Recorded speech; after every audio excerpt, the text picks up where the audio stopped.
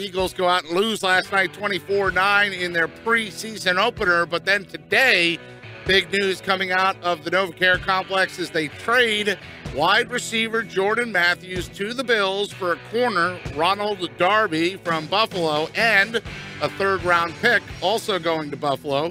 Our 97.3 ESPN Eagles insider, national NFL columnist for FanRagSports.com, John McMullen with us now. John, I gave you credit in the 2 o'clock hour. I said this was something you were hinting at for a long time could happen. It has happened, so I won't ask if you're surprised. I'll just maybe tweak that to say surprised that it comes the day after the first preseason game. No, I mean, it's evident the Eagles were getting to that point where they knew they had to do something at the cornerback position, and Jordan was one of the logical pieces that could be spun off, but they had to pay a heavy price. But as Howie mentioned today, it's generally what you have to do in a cornerback-deficient league. I mean, it's a 23-year-old guy, Ronald Darby. He can play. He's a legitimate starter in this league. So you got to give up value to get value, and that's pretty heavy because Jordan Matthews is a productive receiver. We all know that. And you give up a third-round pick on top of it, which is a premium draft choice. So it just tells you the value of that position, the cornerback position around this league. But the Eagles knew they had to do something. They were going to add a body at some point. And to be honest, this is a better body than they could have ever envisioned them getting. So from that standpoint, I think you should be pretty happy about it. Yeah, those were the three things I wrote down when Howie was talking. Corner-deficient league, I wrote down. Darby with 2 years left on his deal, I wrote down. And then the one I kind of chuckled at, we were not out there shopping Jordan Matthews. Now, do you believe that? No, I don't. And I kind of asked Howie. I think there was a disconnect between the sides because from Jordan's standpoint, if you look at his numbers, I think 225 receptions. I mean, that would have him in a pretty high salary level next season as he goes into a free agent. And you just kind of understand Howie Roseman's history. Look, when he has a young player that he thinks is a core piece to this team, he extends them early. And I think the Eagles wanted to extend Jordan Matthews at some point. But the two sides disagreed on his value to this organization moving forward because as the Eagles have added to the wide receiver corps, he's was no longer expected to be sort of that 1A target or 1B target with Zach Ertz, whatever you wanted to describe him as. With Alshon Jeffrey here, he's 1. Zach is probably 2, and Jordan would fall down to 3. And that's different.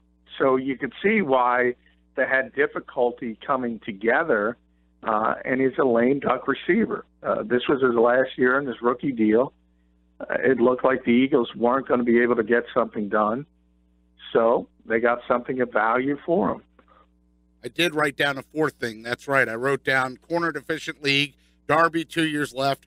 We're not out there shopping Jordan Matthews, and then I wrote disconnect with a question mark. So I heard your voice in there, buddy. I knew you were asking the right question. Let me ask you this. Josh thought maybe the third-round pick may come back to bite him in the rear, that may be too high a price to pay.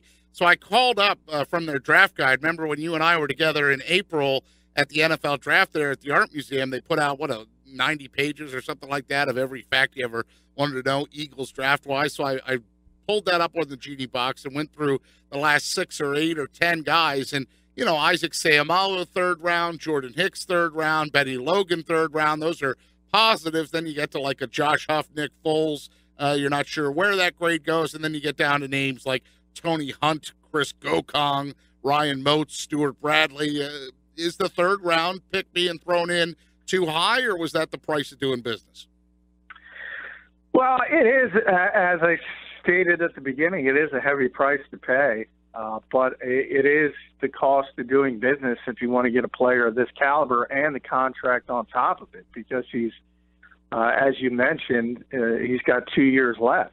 So they have him at a reasonable price right now. So that enters into it as well. if he was on the last year of his deal, yeah, probably that third-round pick doesn't come in. It's probably a much later pick. But the fact that you have him under contract is very valuable as well. So that played into it. And just the fact that, hey, you generally, what is it, August 10th, August 11th, whatever it is, you generally can't get 23-year-old starting cornerbacks at this stage of the game. And if you do, sort of like the Eagles were on the positive end of that last year with Minnesota when they were desperate, and they got a first-round pick, 14th overall for Sam Bradford. The Eagles were desperate for a cornerback. And at least they got a good one who, the minute he steps into that building, becomes the best cornerback on this team. And all of a sudden, you start to look at where they are at that particular position, and especially moving forward. Because while obviously Rasul Douglas is probably not ready to play right away, he's still got great potential, I believe, in this league. And then you have Sidney Jones. So ultimately, you could look at a position that was just looked awful yesterday and can imagine a year down the line, it might be one of the strongest positions on this team when you add in Jalen Mills as well.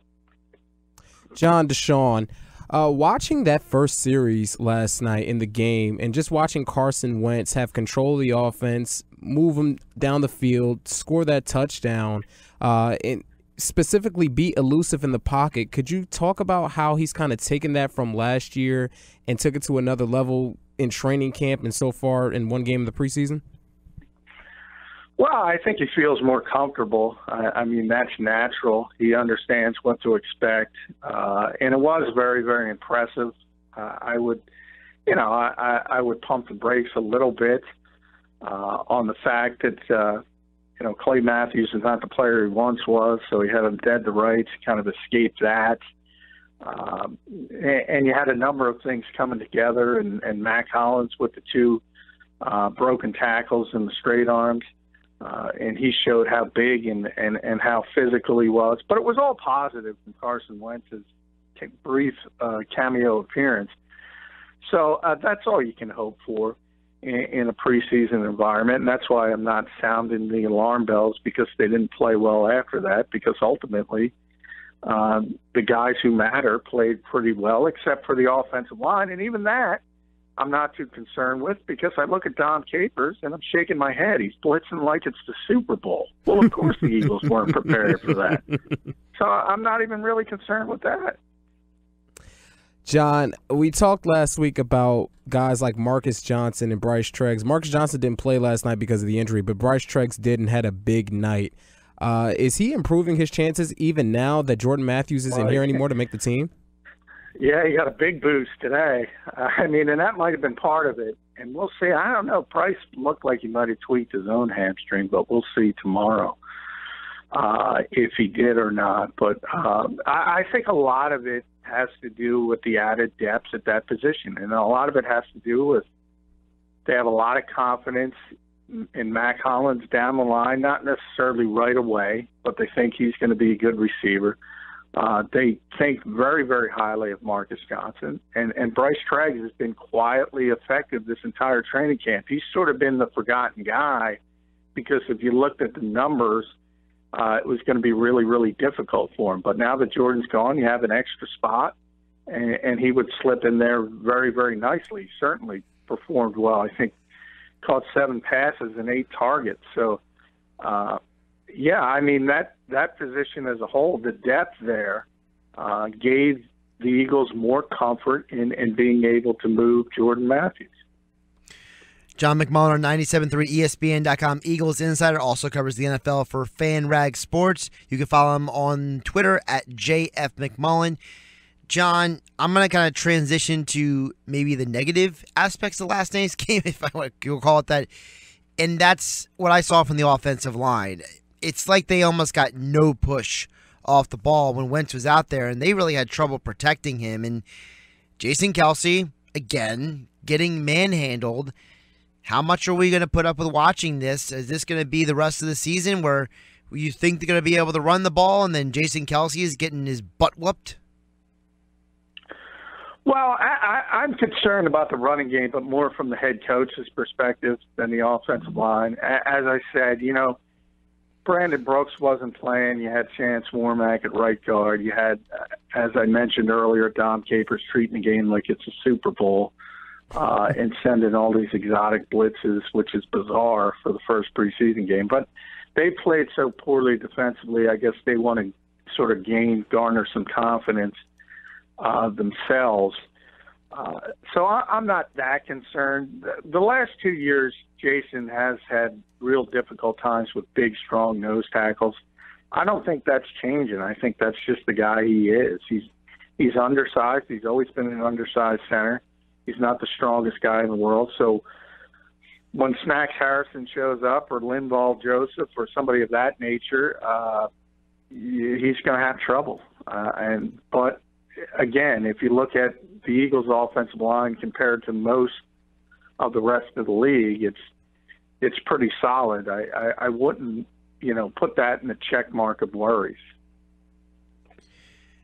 Overall, last night, on the defensive side of the ball, we did see some nice things, and one of those nice things was the first-round pick, Derek Barnett.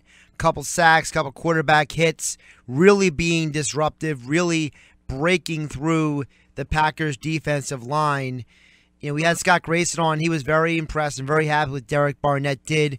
What was your reaction to what you saw from Barnett? Were you impressed? Were you satisfied? Or were you like, well, that's what I expected? No, I was very impressed. I thought he was very well. I thought he played very well.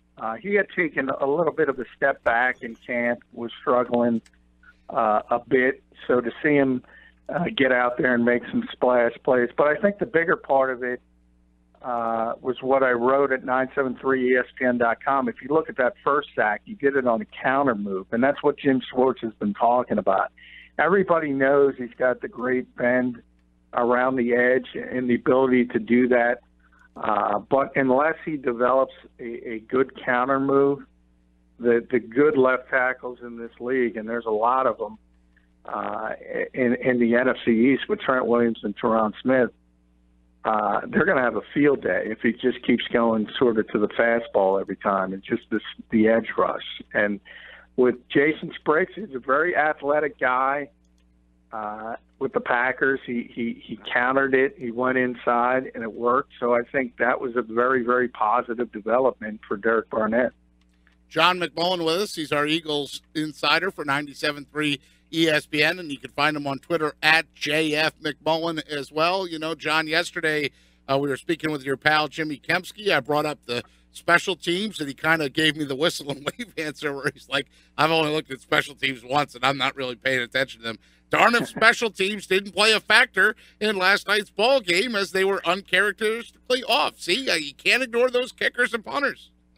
No, you shouldn't. But special teams, I'll be honest, at training camp, that's when we all get in line for Rita's.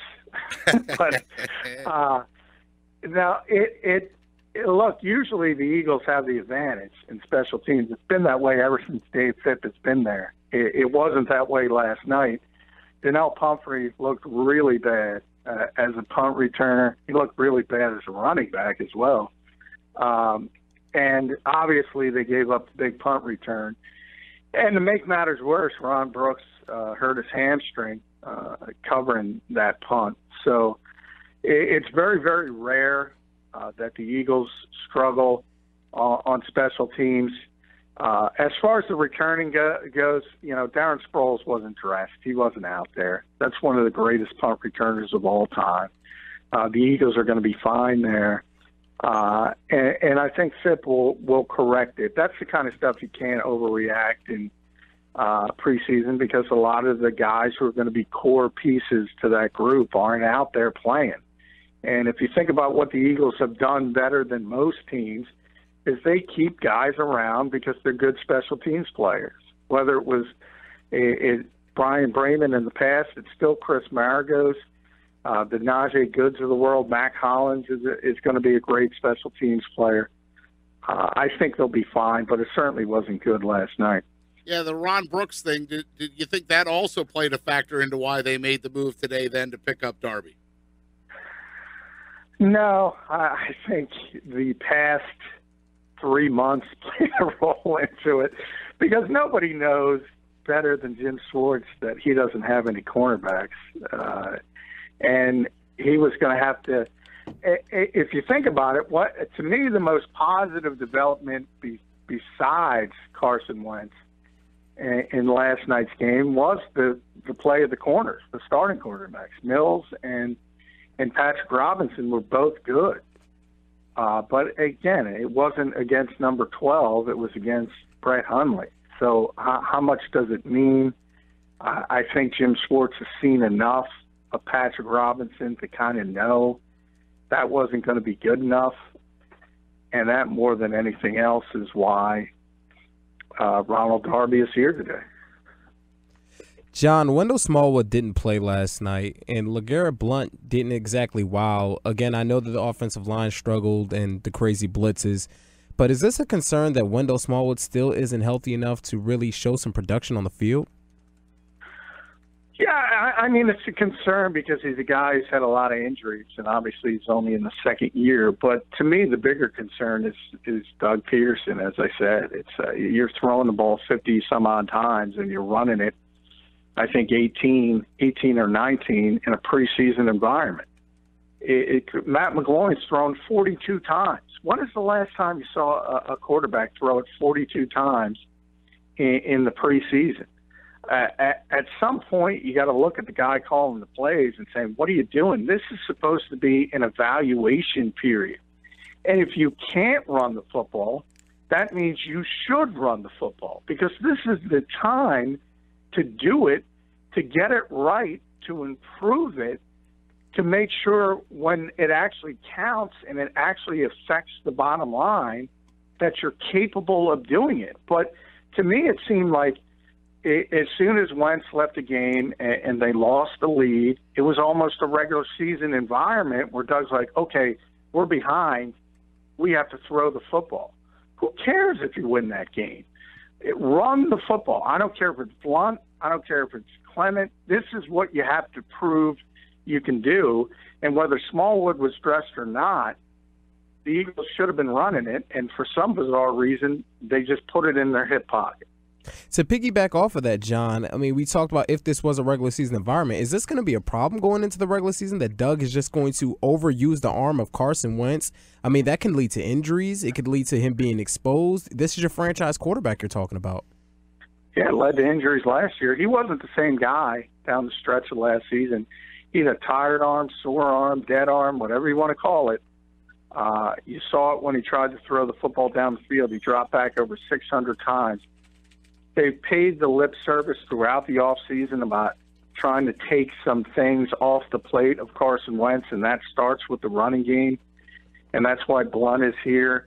Now, I don't want to overuse LeGarrette Blount in the preseason. I don't care if it's, as I said, if it's Corey Clement, if it's Byron Marshall, whoever's dressed on that particular day, I don't care who it is, just make sure you run the football and get a better balance. I thought that was the biggest concern coming out of the game. I'm not worried about the rookies and the backups playing hot potato with the football because they're not going to be playing for the most part. Those fumbles, they're not that concerning to me. But the fact that the head coach immediately goes away from the running game, you start to ask yourself, is this just his DNA as a coach? Does he just want to throw the football time and time and time again? And I'm starting to think that's what Doug Peterson is. John, speaking of running games, the big NFL news story outside of Philadelphia today is the suspension of Ezekiel Elliott. 6 games. The NFL cited in their press release that it has to do with the domestic violence accusations, with what Tiffany Thompson told the league. They didn't point to anything else he did. Didn't point to the speeding issues. Didn't point to the bar incident. Didn't point to anything else Elliott has done off the field. Just this specific incident. Do you think the league made the right decision? That's a loaded question. I mean, I always go back, and this really stems to 2014 in Atlantic City and Ray Rice. I mean, that's what this all comes from. And you had sort of that year-long period where they took so many public relations hits with Rice and Greg Hardy and Adrian Peterson that they came up with this revamped policy, which is a pet peeve of mine because it was never collectively bargained. It was just Roger Goodell promising that if someone commits domestic violence, the first hit will be 6 games. That's what Ezekiel Elliott got. So from that standpoint, it sounds fair. But unfortunately, and the problem with this league in the past has been the lack of consistency. And you saw it with Josh Brown. You've seen it with some other players. Josh Brown got 1 game. So what is the difference? I don't know. So from that standpoint, you have to ask yourself, what is the league doing? Why are they doing it? And certainly I think people are automatically defaulting to Ezekiel Elliott will be gone for the first 6 games of the season. I'm not sure about that. You've seen it in the past. The NFLPA is going to fight this.